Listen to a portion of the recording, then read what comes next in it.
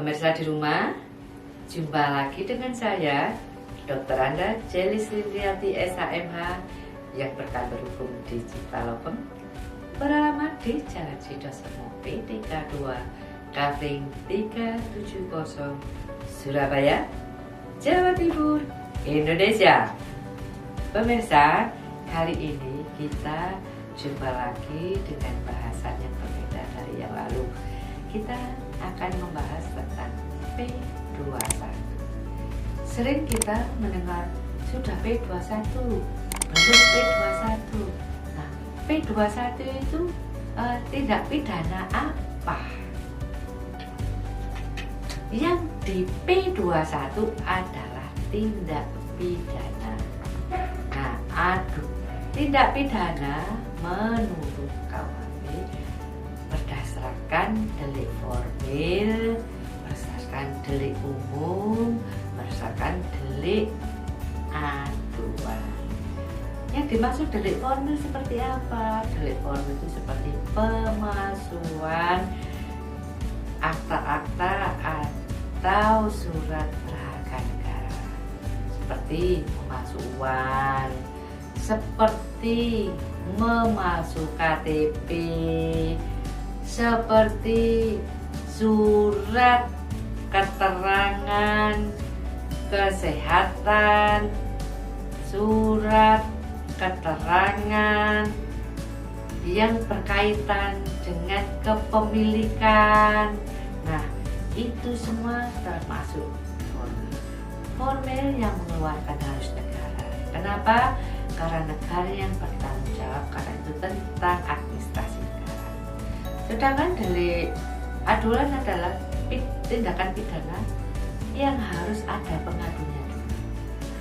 Jadi Anda mengadu ke polisi, menceritakan peristiwanya, pidana apa yang telah Anda alami. Itulah namanya delik aduan.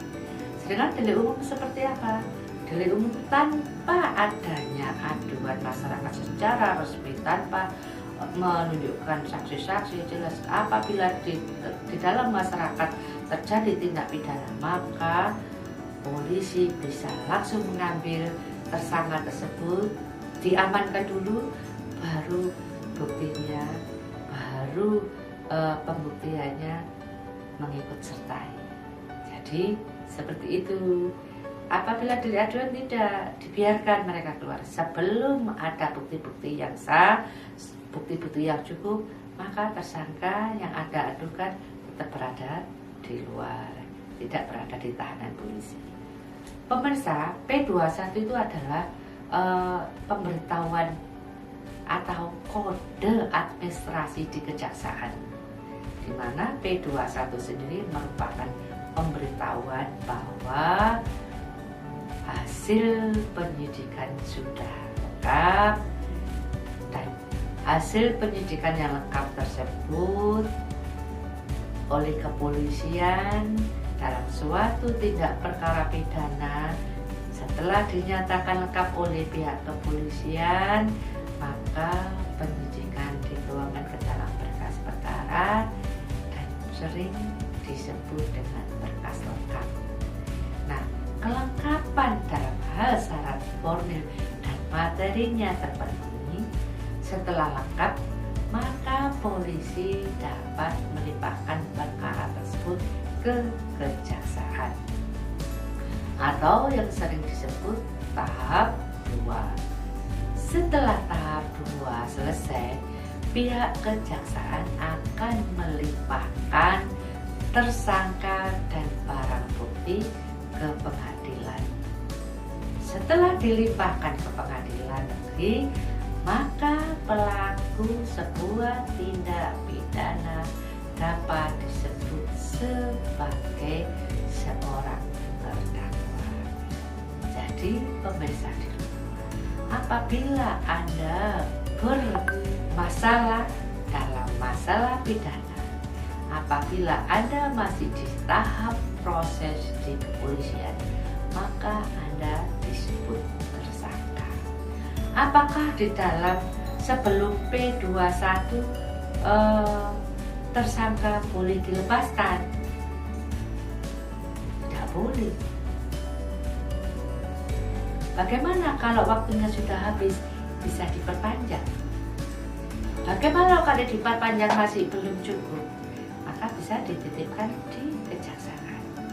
Jadi pemirsa di rumah, untuk perkara pidana, tersangka tidak boleh dikeluarkan karena penyelidikannya masih berjalan. Kalau tersangka sudah dikeluarkan dengan alasan ada penjamin, bagaimana kalau nanti terjadi perbuatan yang sama terulang lagi?